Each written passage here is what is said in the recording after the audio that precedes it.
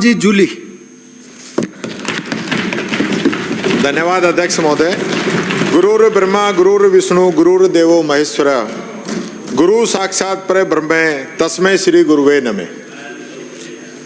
आज नाम बदलने का जो अभियान आप लोगों की सरकार ने शुरू किया है वो आज इस स्थिति में पहुंच गया है कि सनातन की जो बात करती है, सनातन की जो परंपरा है, आज सबसे बड़ा प्रहार आप उसी पे कर रहे हैं।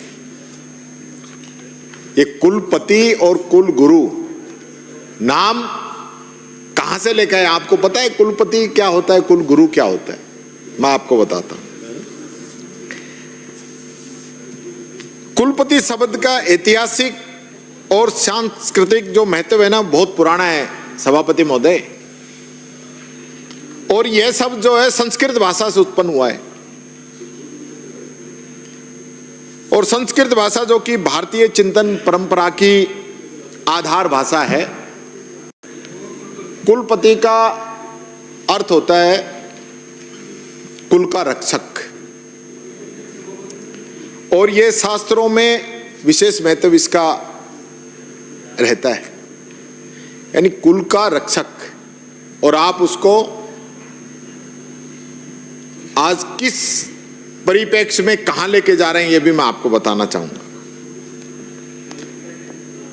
पति का अर्थ रक्षक, सभापति, राष्ट्रपति, न्यायाधिपति, ये सब जो है एक रक्षक के रूप में है। इसके अतिरिक्त संस्कृत के जो साहित्य में महाकवि कालिदास ने, भवभूति जी ने और अनेक महान साहित्यकारों ने कुलपति का जो प्रयोग बहुत ही सम्मानपूर्वक किया है। महाभारत के अनुशासन पर्व के अंदर भी कुलपति को उच्च गरिमा दी गई है। संस्कृत साहित्य में यह शब्द हमेशा ही शैक्षणिक नेतृत्व का प्रतीक रहा है। इसके विपरीत कुलगुरु की हम बात करें तो कुलगुरु शब्द का उपयोग राजपुरोहित, पुरोहित, यज्ञ के कराने वाले और जो वैदिक संस्कारों से जिनका नाता रहता है उनसे जुड़ा हुआ है। और इस शब्द का उपयोग गुरु के रूप में किया जाता है। और कुलपति का प्रयोग शैक्षणिक पदाधिकारी के प्रतिनिधित्व के रूप में किया जाता है। धाकड़ साहब, भगवान वाल्मीकि द्वारा विरचित रामायण में भी ब्रह्म ऋषि वशिष्ठ को कुलपति संबोधित किया गया था, जिन्होंने भगवान श्री राम और उनके भाइयों को अपने गुरुकुल में पढ़ाया था। महाभारत के अनुशासन पर्व अध्याय 10 में ततो ब्रवीत कुलपति पादों संग्रह भारत से कुलपति की उच्च गरिमा प्रदान की है। इसी प्रकार से महाकवि कालिदास ने अभिज्ञान शाकुंतलम में भी राजऋषि दुष्यंत से तपोवन महर्षि कव्य को कुलपति कहलवाया था। महाकवि भवभूति ने भी उत्तर रामचरितम 3/48 में भगवान वाल्मीकि के लिए स च कुलपति आदय में कुलपति का समानार्थ, चिंता मत करो, ये नियम कानून और कहीं सिखाना। यानी कि वैदिक काल से इतना ओछाप उतर रहा हो। वैदिक काल से जो सनातन धर्म के अंदर कुलपति के नाम की जो महिमा रही है, आज आपको कुलपति अच्छा नहीं लग रहा? आपको इससे दिक्कत हो गई? क्यों हो गई? कारण क्या है? आपने इसके कारणों में बताया कि ये गुरु शिष्य परंपरा का निर्वहन।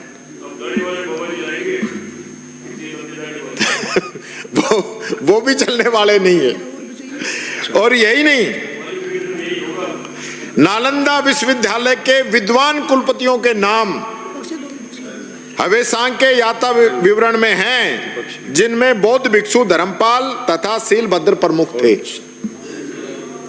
ये दुर्भाग्यपूर्ण है कि आज सनातन के नाम पर केवल जो पाखंड करने वाले लोग हैं वो कुलपति की नाम की महिमा जाने बिना ही इस नाम को बदलना चाह रहे हैं।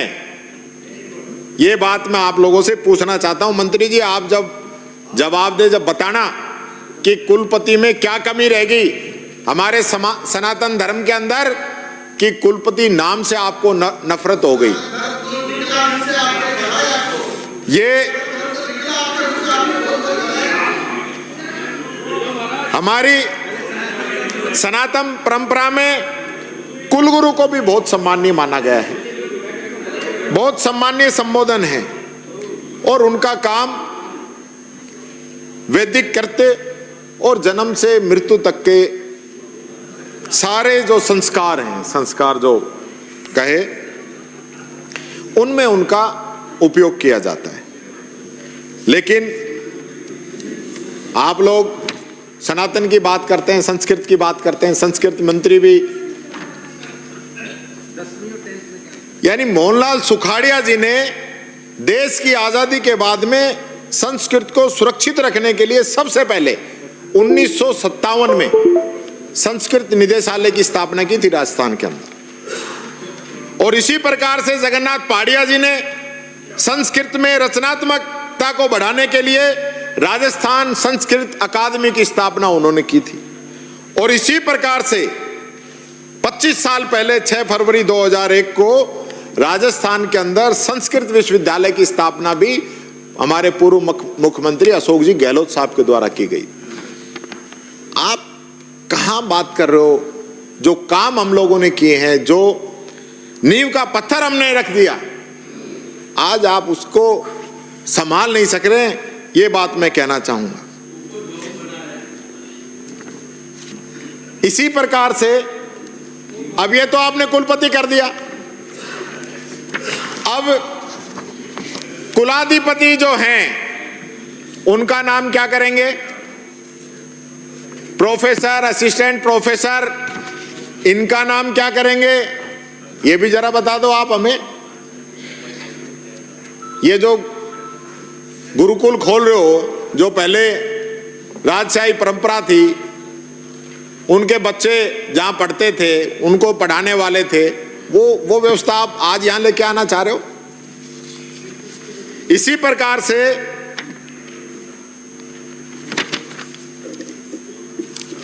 आज जो वीसी की स्थिति क्या है, जो कुलपति हैं उनकी स्थिति क्या है राजस्थान के अंदर? कितने लोगों पे केस चल रहे हैं? इन लोगों का, माननीय सभापति जी, वीसी का काम ये रह गया स्टाफ से झगड़ना, बच्चों से झगड़ना या अनियमितताओं के आरोप लगना। यानी कि मेरे को तो अचंभा हुआ जब मेरे को कल इस बात का पता चला कि आप कॉपी चेक कराने के लिए स्कैन करके भेजते, तो चेक करने से ज्यादा पैसे तो स्कैन करने के दिए जा रहे हैं, और वीसी का काम सिर्फ और सिर्फ परीक्षाएं कराने तक सिमट के रह गया। हम क्या शोध कर रहे हैं, बच्चे क्या पढ़ रहे हैं, किस दिशा की ओर हमें लेके जाना है, इस दिशा में तो कोई बात ही नहीं। सिंडिकेट की मीटिंग क्या हो रही है समय पे? मीटिंगों के अंदर जो निर्णय लिए जा रहे हैं उनकी पालना हो रही है? यानी सिंडिकेट की मीटिंग की मिनट्स बदल दे और सरकार उसको कोऑपरेट करे, दूर जाने की जरूरत नहीं है।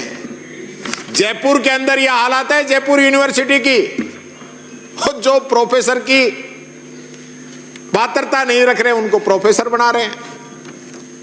रजिस्ट्रार को घर बैठाकर उप रजिस्ट्रार को सारा चार्ज दे रहे हैं।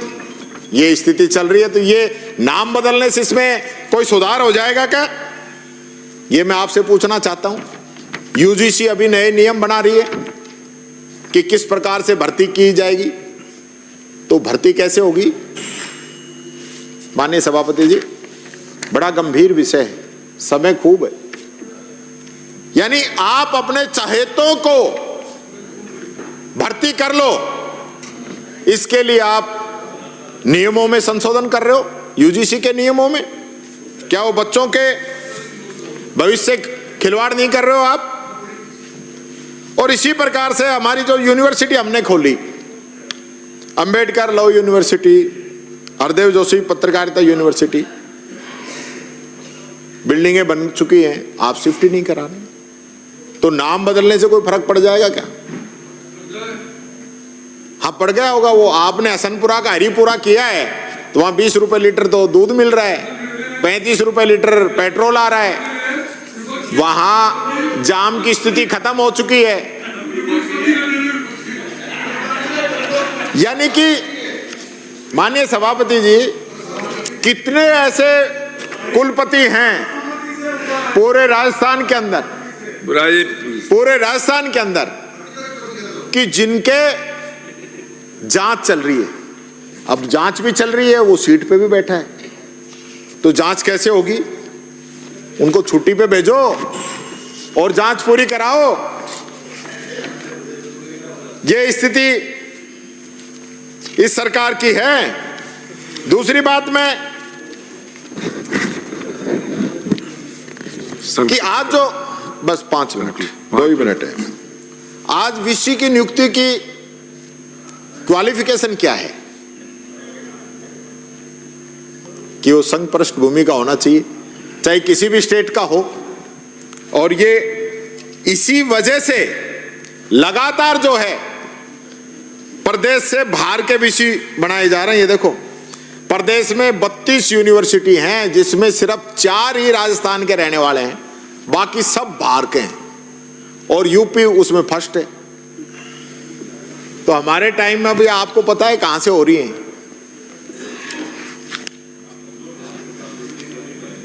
ये, कहां से हो रही है, कौन सा चैनल है, कौन सा रास्ता है जहां से विश्व की नियुक्ति हो रही है? मैंने अभी आरयूएचएस का भी बताया था, माननीय शिक्षा मंत्री जी।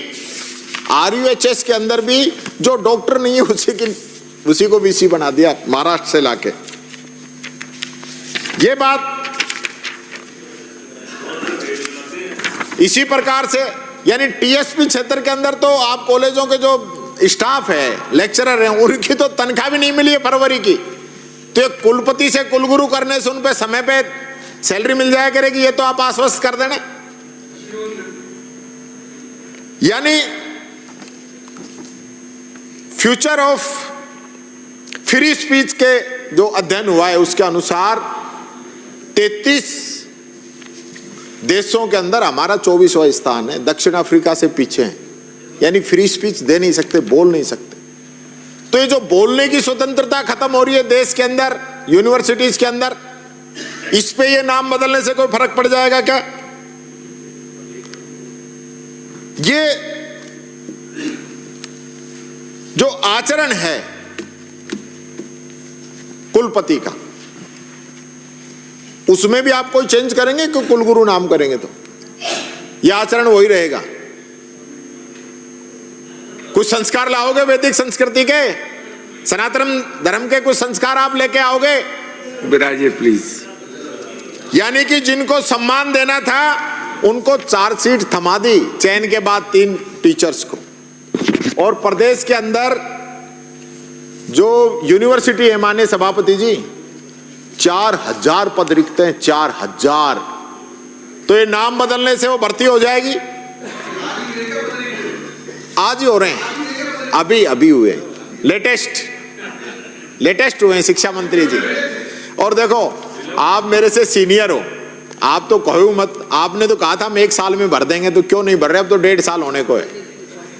मैं तो आपके स्वास्थ्य की कामना करता हूं, आपके सलामती की कामना करता हूं, सुरक्षा की कामना करता हूं। बिराइए प्लीज। इसी प्रकार से जो महिला प्रोफेसरों की संख्या है ये 36% ही है, जो कि राष्ट्रीय औसत से कम है राजस्थान के अंदर। तो ये नाम बदलने से इसमें कोई फर्क पड़ जाएगा? संस्कृत विश्वविद्यालय में अब एक भी छात्र नहीं है, एक भी नहीं है, ये स्थिति है। और जगह जगह कहीं बिल्डिंगें बन रही हैं, कहीं बन के तैयार हैं, कहीं रुक रही है। आप अच्छे से यूनिवर्सिटी उनके अंदर शिफ्ट नहीं कर रहे हैं। और अच्छी शिक्षा वाले राज्यों का फंड रुका, राजस्थान का प्रदर्शन खराब।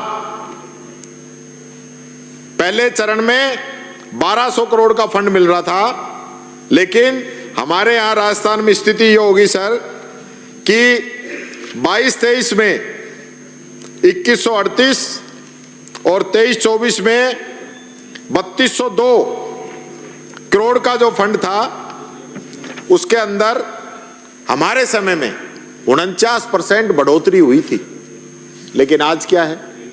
इसलिए माननीय सभापति जी, मैं कहना चाहूंगा और विशेष रूप से सरकार से कहना चाहूंगा, जो आपने उद्देश्य और कारण बताए हैं, ये उद्देश्य और कारण ही आपके फेल हो रहे हैं। कोई मतलब ही नहीं है उद्देश्य और कारणों का।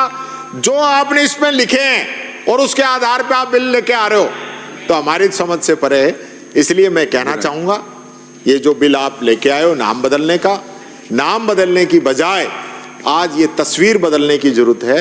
जो काम जो वहां पे होना है, जो स्टाफ की भर्ती होनी है, बच्चों को अच्छे संस्कार देने हैं, बच्चों को अच्छा सामाजिक और वैज्ञानिक इस युग के अंदर उनका जो विकास होना है, उस दिशा में काम करने की जरूरत है, न कि नाम बदलने की जरूरत है। इसका भी खामियाजा वही होगा जो पहले आप लोगों ने नाम बदला है। लाखों करोड़ों रुपए नाम बदलने के अंदर राजस्थान की गरीब जनता के खराब किए जाएंगे। इसलिए सभापति जी, मेरा आग्रह है, इसको जनमत जानने हेतु भेजा जाए और इसको मैं विरोध करता हूं। श्री केसाराम चौधरी।